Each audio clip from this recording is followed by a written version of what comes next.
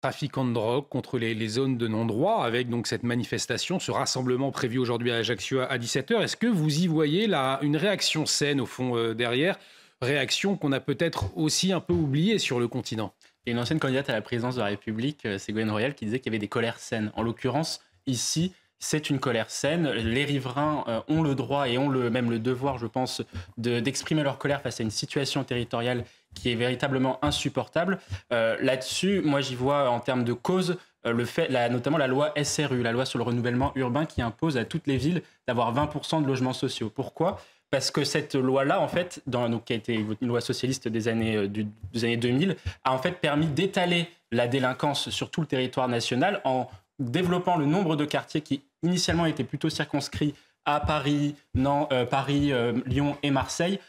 Cette loi-là les a étalés dans tout le reste de la France. Et donc, vous vous retrouvez maintenant avec 1500 quartiers de la politique de la ville. Ça fait 15 par département. Et avec donc justement une délinquance qui s'est étalée sur tout le territoire. Et la Corse n'a pas été épargnée. Et la Corse n'a pas été épargnée. Les Outre-mer n'ont pas été épargnés. Les villes moyennes n'ont pas aussi été épargnées. Et donc là, vous avez des Français qui, justement, expriment leur colère, qui est une colère que je trouve saine. Mais est-ce qu'on ne peut pas mettre une certaine pression sur l'État aussi et une obligation de résultat derrière pour éviter ce dont on évoquait tout à l'heure, c'est-à-dire des règlements de compte sans passer par la justice? Bien sûr, cette manifestation, pour moi, elle peut provoquer un sursaut et un choc psychologique, c'est-à-dire que l'on va inverser le rapport coût-bénéfice entre les riverains et les délinquants. Aujourd'hui, le rapport coût-bénéfice, il est à l'avantage des délinquants plutôt que des riverains par rapport à plusieurs sujets. La non-effectivité des peines, le fait que dès lors que la police rentre dans un quartier, ferme un point de deal à 9h, il rouvre à midi. Et donc tout ça fait que les délinquants ont une sorte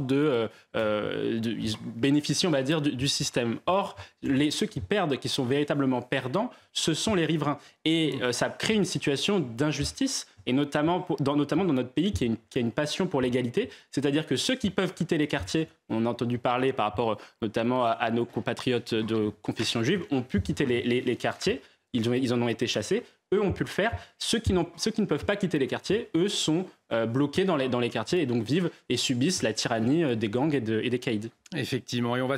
Tout à fait. On est là face à une économie, une société parallèle qui prospère sur une économie informelle et criminelle. Je suis d'accord, il y a la question du trafic de drogue, du trafic d'armes, etc. Mais il y a aussi plus généralement tout ce qui va relever de l'économie informelle, la vente à la sauvette, la vente de marques qui sont fausses, etc., la vente du faux. Et donc tous ces éléments-là alimentent une économie circulaire et parallèle qui est qui permet en fait à des gens de pouvoir être indépendants, tant sur un point de vue sécuritaire, avec leur propre arsenal de sécurité, que d'un point de vue culturel, avec leur propre écosystème de valeurs. Et là-dessus, vous avez une deuxième société qui s'est fondée, qui effectivement prend en otage la grande partie des riverains qui vivent dans ces quartiers-là, qui ne leur permet pas de sortir de la pauvreté. Et donc là, vous avez, à cause de la politique migratoire, de la politique de la ville et de la politique d'emploi, une situation qui est délétère.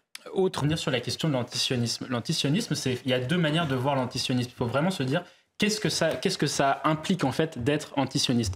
La première manière, c'est le premier point, c'est ce que vous avez donné, c'est-à-dire que certains considèrent, et notamment des personnes dans les quartiers, que Israël n'a pas vocation à exister. Il y a un deuxième antisionisme qui est aussi lui purement religieux, qui considère qu'il ne doit pas y avoir de juifs en terre de Palestine. C'est ces deux manières-là d'être antisioniste. C'est ça que ça veut dire être antisioniste.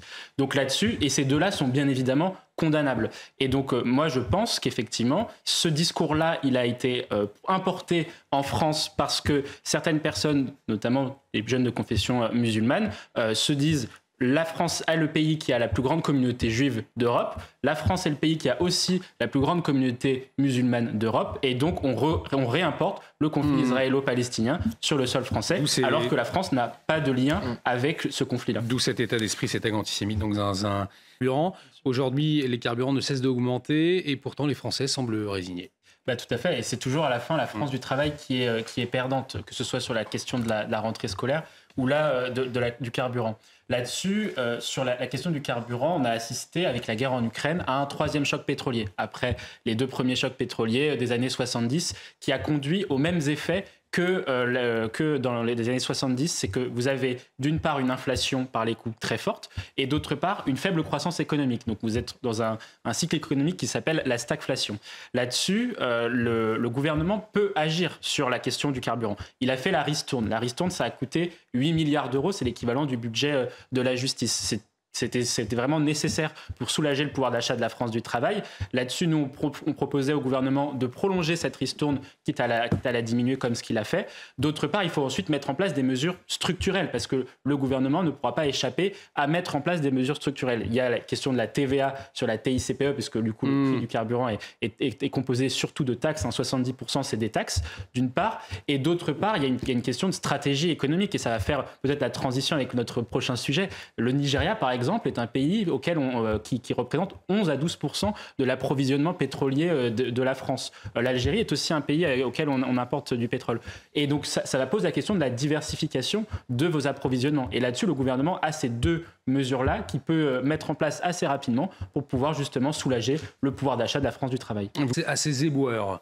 C'est ce que le président de la République avait dit, là, c'est la décivilisation, c'est l'ensauvagement, tous les qualificatifs permettent de le démontrer. Nous, on a travaillé notamment sur un rapport de la CIA qui imagine le monde en 2050 et qui montre en fait justement à partir des dernières décennies, qui montre qu'il y a une augmentation de deux phénomènes dans les sociétés occidentales, et particulièrement aussi en France, du coup, c'est la hausse du nombre de violences. Donc ça, les statistiques du ministère de l'Intérieur, il suffit d'aller sur le site, vous les verrez, plus 15% de violences sur les personnes, en tout cas l'année précédente. Et puis vous avez aussi une hausse de la radicalité des violences, c'est-à-dire que vous avez des comportements de plus en plus radicaux. Là, on voit un type qui sort une arme pour tirer sur un éboueur, c'est complètement lunaire, on est en pleine inversion des valeurs, tout ça parce que il ne peut pas le doubler ou quelque chose. Enfin, c'est vraiment, ça n'a pas de sens profond, et on est là face à une société occidentale qui est en pleine perte de sens, d'une part à cause de la crise de l'autorité qui touche tous les métiers qui ont une autorité, et d'autre part, ça a été rappelé par Erwan, une crise sur les métiers dits en première ligne, mais qui du coup est constitutive de cette hausse de la violence, parce que ce sont ces personnes-là qui subissent l'ultra-violence du quotidien. L'individualisme aussi de nos sociétés, on ne supporte plus d'attendre, on ne supporte plus la moindre contrariété finalement, bon, Mathieu. Tout à fait. En fait, on a l'impression que c'est la surpopulation carcérale qui dicte la politique pénale. Ça a été très bien décrit à l'instant. Moi, je pense, et nous pensons dans notre think tank, qu'il faut justement renverser ce paradigme-là. Donc ça suppose de travailler sur la question des moyens de la justice, qui sont effectivement insuffisamment... la justice est insuffisamment dotée. Quand on la compare à l'Allemagne, on a un rapport on dépense par habitant, on a un rapport de 1 à 2 entre l'Allemagne et la France. Mais c'est surtout de mettre les moyens sur l'administration pénitentiaire, et donc de pouvoir lever tous les verrous qui empêchent la construction de places de prison, à commencer par les terrains justement à récupérer auprès des municipalités pour qu'il y ait des prisons, parce qu'une partie des élus ne veut pas, et on peut le comprendre, d'une prison dans leur ville. Et d'autre part, c'est de pouvoir mettre tous les moyens pour revaloriser, pour pouvoir justement moderniser les prisons, pour que l'on puisse qu'on arrête en fait que cette surpopulation carcérale dicte notre politique pénale, pour avoir une véritable politique pénale qui puisse assurer l'effectivité des peines, parce qu'on a aujourd'hui 95 000 peines qui ne sont pas exécutées. C'est la surpopulation carcérale aux anciennes colonies, ce qui laisse penser que nous sommes une force d'occupation. Ce sont les mots qu'il utilise ce matin. Quel est votre regard sur ce... Là-dessus, je rejoins ce qu'a dit effectivement Nicolas Sarkozy sur le sujet. Je pense qu'il faut de toute façon sur ce sujet être très précautionneux, parce que de toute façon, on n'a pas tous les éléments, on va dire, qui remontent au fil de l'eau. Ce que RFI disait aussi par rapport à ce que vous disiez, c'est que effectivement, la population serait plutôt insatisfaite de ce coup d'État, parce que justement, la junte ne permettra pas de répondre à l'objectif qu'ils s'étaient fixé, c'est-à-dire rétablir la sécurité dans leur pays, alors même qu'on a la menace justement djihadiste et terroriste, parce que justement la junte n'est pas en capacité de sécuriser le Niger. Là, après, sur la question d'une intervention éventuelle de la CEDEAO, si c'est toujours d'actualité, et je parle sous votre contrôle, moi ça me pose problème, entre guillemets, cette intervention sur 2 points. Le premier, c'est que c'est très compliqué, en tout cas on le voit dans l'époque contemporaine, d'envahir des pays de cette taille-là. Le Niger, c'est un pays qui fait 25 millions d'habitants, dans une région sahélienne, qui est une région où il y a une explosion du trafic d'armes, donc des réservoirs d'armes illégaux qui circulent en liberté. Et d'autre part, c'est le deuxième point que je vois, c'est que l'équilibre diplomatique dans la région est plutôt équilibré. C'est-à-dire que vous avez des pays qui soutiennent la junte versus des pays qui sont plus hostiles. Et cet équilibre des forces, en tout cas, semble faire en sorte que le conflit peut se prolonger au Niger. Et on arrive ça c'est assez énorme, on peut s'en féliciter selon vous ? C'est ce qui a permis justement de circonscrire les émeutes sur quelques jours alors qu'en 2005, ça avait duré plusieurs semaines, même si les causes étaient légèrement différentes. Le point que je vois, c'est qu'effectivement, politiquement, on a souvent reproché au gouvernement, et à raison, que Gérald Darmanin et Éric Dupond-Moretti n'étaient pas alignés sur la réponse pénale à apporter aux différents problèmes de sécurité et à cette hausse qu'on a commenté à plusieurs reprises de l'ultra-violence de la société. Pour autant, ici, on ne peut que constater que la réponse en tout cas, s'est voulue volontariste. En revanche, moi, je pose toujours la question de l'effectivité des peines. Est-ce que ces personnes-là iront en prison ? A priori, de ce que je comprends, ça ne sera pas le cas. Donc, Guillamon, des précisions peut-être sur cette question ? À partir du moment où c'est vrai que